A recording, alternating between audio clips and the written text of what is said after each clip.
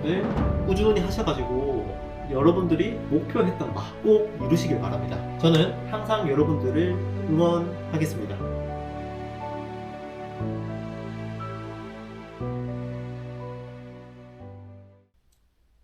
안녕하세요 여러분들. 지난 시간에 이어서 오늘 우리는 요 냉동 사이클에 대해서 알아볼 텐데요. 우리가 저번 시간에는 PI 선도, 몰리에르 선도에 대해서 알아봤는데, 잠시 복습을 하면 압력과 엔탈피의 선도로 이루어진 냉매 1kg당 냉매가 어떻게 변화하는지를 압력과 엔탈피 두 개의 축을 가지고 우리가 알아봤습니다. 자, 이렇게 해서 P, 여기는 I, H를 쓰기도 합니다. 이렇게 해서 이게 바로 몰리에르 선도고, 몰리에르 선도에서 증기압축식 냉동 사이클을 표현한 겁니다. 자, 여기서 등엔트로피선을 따라가는 압축, 외부로 열을 갖다 버리는 열을 방열한다. 그래서 응축 과정이죠. 응축한다. 그리고 고온고압의 가스가 바로 열을 버리면 본인 자신은 액체로 변하게 됩니다. 이 액체가 팽창 밸브를 통과하면서 후! 압력과 온도가 동시에 강화하는 바로 팽창 과정이죠. 그리고 자, 팽창을 하게 되면 액가스 존으로 들어오죠. 습증기 구역으로 들어오게 됩니다. 액과 가스가 공존하는 구간이죠. 여기서 어떻게 저열원, 즉 흡열원으로부터 열을 빨아먹는 거죠. QE가 되겠죠. 증발기니까 이베포레이터. 그래서 여기서 증발한다. 증발하면서 열을 흡수하면서 건조포화 증기 상태가 되는 겁니다. 그렇게 해서 다시 압축, 응축, 팽창, 증발 과정을 무한 반복하게 되는 거죠. 거기서 지난 시간에는 어떤 걸 알아봤느냐, 우리가 이 몰리에르 선도를 가지고 이 냉매가 변화하는 과정에 대한 그 상태치를 해석하기 위해서 여러 가지 용어들을 배웠죠. 그 중에서 딱 봐도 압력과 엔탈피는 눈으로 바로 육안으로 확인이 가능합니다. 이쪽은 압력이죠. 그리고 이쪽은 비엔탈피죠. 그렇게 되면 요 선은 압력선이 되겠죠. 자, 여기는 고압선이 되는 거고, 여기는 저압선이 되고, 한마디로 여기 세로축은 압력이 되겠죠. 그리고 이쪽은 엔탈피, 정확하게는 비엔탈피죠. 그리고 지난 시간에 임계점의 기준으로 좌측은 뭐라고 했죠? 포화 액선, 그러니까 액 상태죠. 그리고 임계점의 기준으로 우측으로 이렇게 빠지는 요 선은 바로 건포화증기선 또는 건조포화증기선이라고도 합니다. 그리고 요 안쪽 구간은 습증기, 그리고 요쪽 동네는 바로 관행액, 그리고 또는 압축수라고도 합니다. 그리고 요쪽 동네는 과열증기, 이렇게 표현합니다. 그리고 우리가 읽을 수 있는 선이 여러 가지가 있었죠. 간단하게 자, 등압선, 그리고 요 포화액선 요까지 떨어져 가지고 요까지는 수직으로 떨어집니다. 그리고 요렇게 등압선을 같이 따라가다가 건포화증기선에서 훅 떨어지는 바로 온도선이죠. 온도선. 여기가 온도가 일정하다고 해서 바로 등온선이라고 합니다. 온도는 어떻게 흐른다고? 포화액선까지는 수직으로 갔다가 그 다음에 습증기 구역 내에서는 압력선하고 동일하게 갑니다. 그래서 온도와 압력선은 똑같이 갑니다. 그러다가 건조포화증기선을 만나면 후 똑같습니다. 다 이렇게 흐릅니다. 등온선. 요렇게 흐르는 게 바로 온도선이었다. 그리고 임계점을 기준으로 해서 이렇게 내려오는 게 바로 건조도선이죠. 건조도선. 그리고 이렇게 날아가는 게 뭐다? 엔트로피선. 그래서 바로 압축 과정이 이 엔트로피선을 따라가는 겁니다. 그리고 안쪽으로 해서 이렇게 와서 이렇게 가는 것들, 이렇게 가는 게 바로 등 비체적선.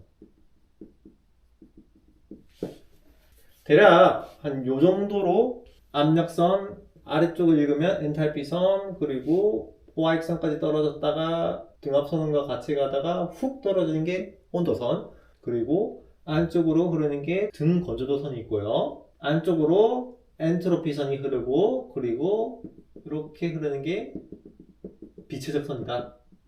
자, 여기까지 간단하게 복습을 했습니다. 그러면 오늘은 우리가 증기압축식 냉동 사이클의 4대 행정, 4대 사이클에 대해서 우리가 오늘 알아볼 텐데요. 그 사이클은 어떻게 되느냐? 바로 아까 여기 배웠던 거죠.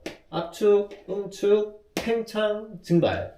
이 과정을 무한 반복하죠. 왜냐하면 결국 우리가 냉동이라는 거는 어떤 룸이 되었든 어떤 시스템이 되었든 이 공간 안에 우리가 일정 온도를 유지하기 위해서 어떤 룸이 되었든 어떤 시스템이 되었든 바로 요 주위에 있는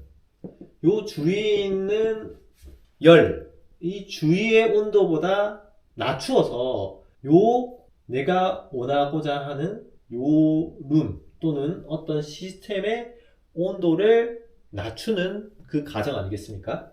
그 과정을 넓은 의미로 해서 냉동이라고 하는 겁니다. 냉동이라고 하면 꼭 어떤 물질을 꽁꽁 얼리는 것만 냉동이 아니라 어떤 주위의 온도보다 낮추는 거를 다 냉동이라고 할 수가 있습니다. 그래서 냉장, 냉동, 냉각, 제빙 이런 것을 통틀어서 넓은 의미로는 냉동이다 라고 할 수 있는 겁니다. 아무튼 요 냉동 사이클에서 가장 중요한 게 뭘까요, 여러분들?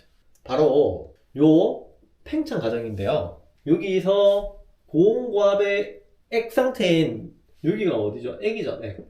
액을 팽창 밸브에 이 좁은 틈을 통과하게 되면 유체가 바로 교축작용이 일어납니다. 그래서 자 여러분들 여기 컴프레셔입니다. 컴프레셔. 그리고 이쪽 동네는 자 우측으로 돈다고 볼까요? 요렇게 돌면서 바로 열을 버리는 거죠. 그러면 콘덴서, 응축기를 영어로 하게 되면 콘덴서입니다. 그리고 지금 요 그림을 팽창 밸브를 조금 여러분들 이해하기 편하게 그렇게 제가 그려봤습니다. 요 팽창 밸브를 익스펜션 밸브라고 해서 보통 기호로 이렇게 씁니다.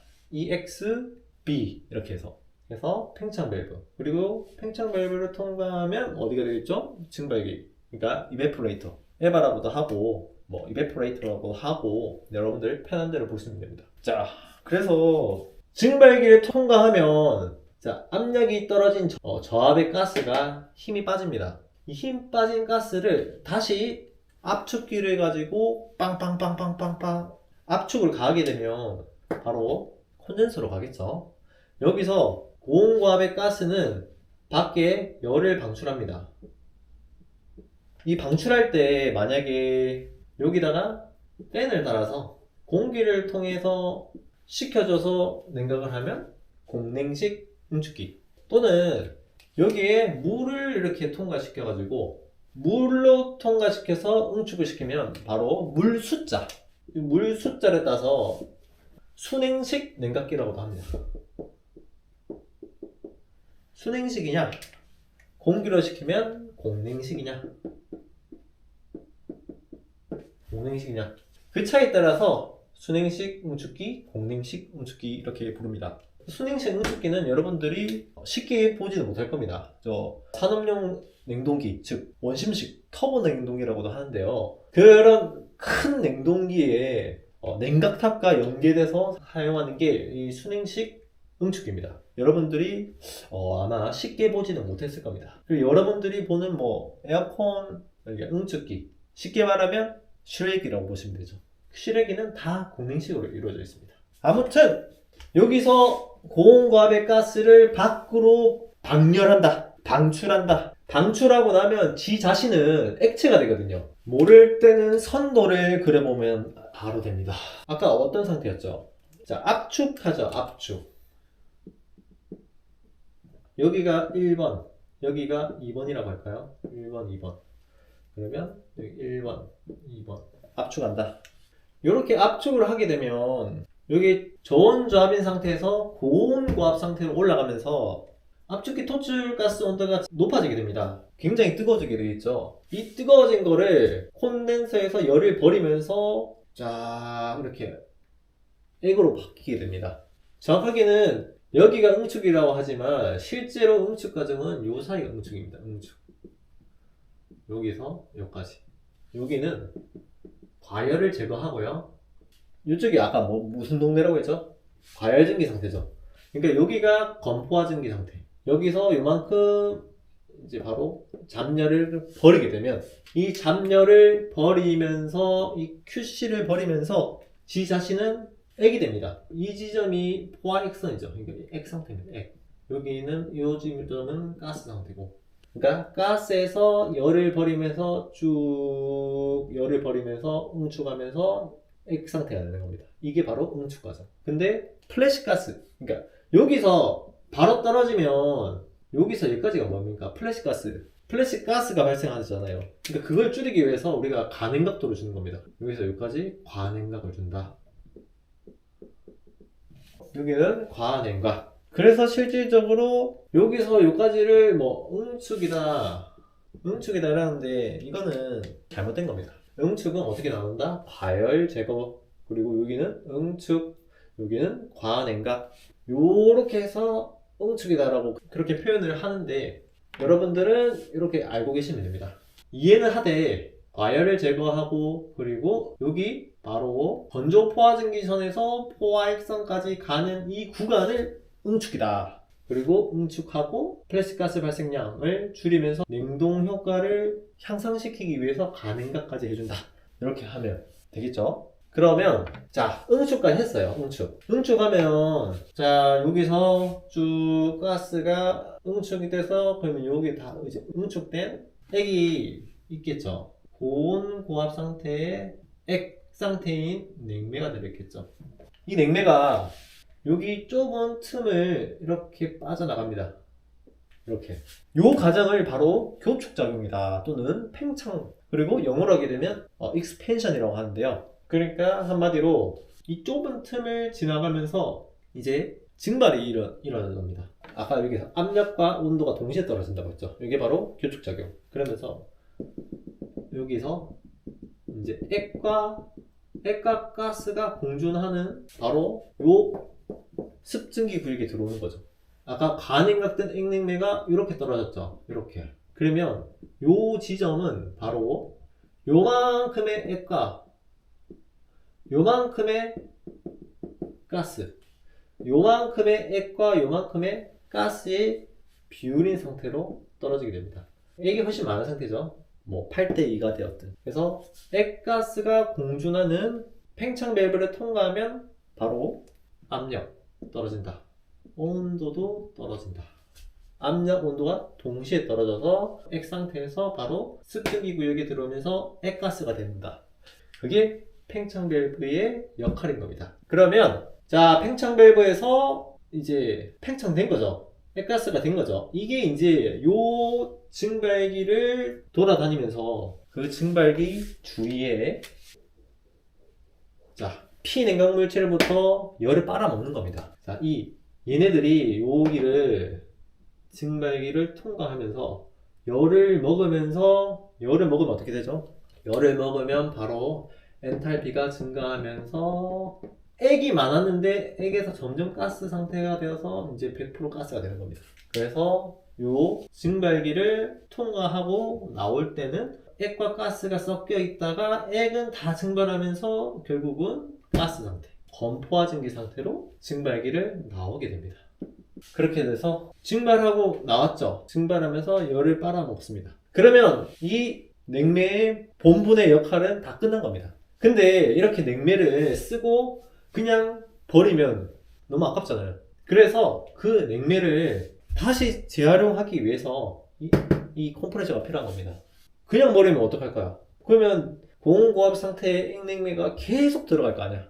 쓰고 대기 방출하고 쓰고 대기 방출하고 쓰고 대기 방출하면 비효율적일 거 아니겠습니까? 그래서 이 힘 빠진 좋은 저압의 가스를 바로 이 컴프레셔를 돌려서 얘를 재생하는 겁니다. 다시 얘가 팽창할 수 있는 이 고온고압 상태로 만들어주기 위해서 컴프레셔에서 압력을 빵 높여주면 고온고압 상태가 되겠죠. 여기서 다시 외부로부터 팬이 되었든 냉각수가 되었든 밖으로 열을 버리면 지 자신은 다시 액체가 되는 겁니다. 이 액체를 가지고 다시 익스펜션 밸브를 통과해서 액가스 상태로 만들어서 다시 증발해 먹는 겁니다. 이게 바로 증기 압축식 냉동 사이클이라고 할 수 있겠습니다. 그러면 이거 어떻게 간다? 압축한다. 그리고 응축한다. 팽창한다. 증발한다. 이게 바로 증기 압축식 냉동 사이클의 4대 구성 요소 또는 구성 기기라고 할 수 있겠죠. 증기 압축식 냉동기를 구성하는 4대 기기 대표 설비가 바로 압축기 컴프레셔, 응축기 콘덴서, 그리고 팽창 밸브, 익스펜션 밸브, 증발기 이베포레이터, 이렇게 해서 4대 행정 사이클이 있다. 이렇게 여러분들이 이해하시면 좋을 것 같습니다. 가능하면 제가 주 1회는 강의 영상을 촬영하고 영상 편집을 하고 업로드를 하려고 노력은 하고 있습니다. 하지만 이 작업이라는 게 영상이 굉장히 방대합니다. 바쁘신 여러분들 시간을 조금이나마 줄여드리기 위해서 쓸모없는 내용은 다 과감하게 날려버리고 또 그 중에서 엑기스들만 이렇게 모아서 다시 컷 편집을 통해서 영상이 유튜브로 업로드 되는 거거든요. 한데 이 10분짜리 영상을 하나 만드는데 한 10시간 정도 소요가 되는 것 같습니다. 순수하게 오늘 어떤 주제로 어떻게 여러분들에게 내용을 전달할까, 영상 기획 시간은 다 빼고 순수하게 촬영하고 파일을 뽑고 그거를 다시 영상 편집을 통해서 렌더링하고 유튜브에 올리고 검토받는 작업과 썸네일 이런 거를 다 통틀으면 한 10시간이 나오는 것 같습니다. 이게 저는 직장인으로서 10시간이라는 시간이 만만치 않은 시간입니다. 그래서 주 1회 이거를 올린다는 게 쉽지는 않지만 제가 가능하면 여러분들께 주 1회 새로운 강의 영상이 업로드 될 수 있도록 최선을 다해 보겠습니다. 여러분들에게 많은 도움이 되었으면 좋겠습니다. 요즘은 분석 툴을 이용하니까 제 영상을 어느 연령대가 얼만큼 보고 있다 이 정도까지 그 데이터가 나오더라고요.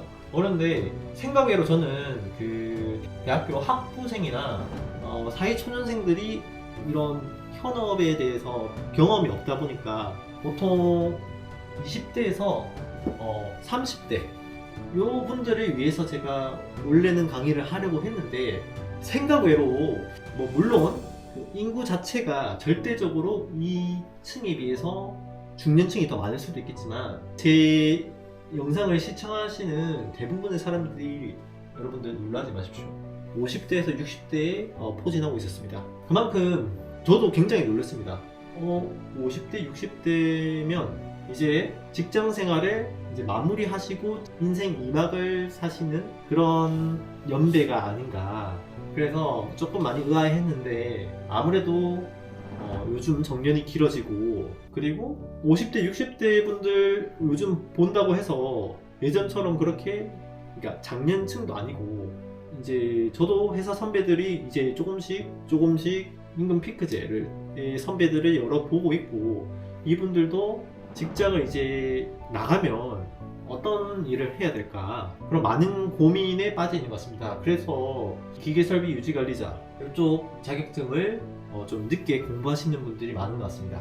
아무래도 이런 기계설비법이 이제 시행되고 나서 이제 각 분야의 이런 안전을 담당하는 기계설비 책임 유지관리자 이런 분들이 자격증이 있으면 선임이 되니까 아무래도 이런 분들이 많이 도전을 하고 있는 것 같습니다. 정말 응원하고요. 이렇게 꾸준히 공부하시는 걸 보면 정말 제가 뭐라도 하나 더 알려드리고 싶은 그런 마음입니다. 여러분들 꾸준히 하셔가지고 여러분들이 목표했던 바 꼭 이루시길 바랍니다. 저는 항상 여러분들을 응원하겠습니다. 오늘도 긴 영상 시청해주시느라 감사합니다.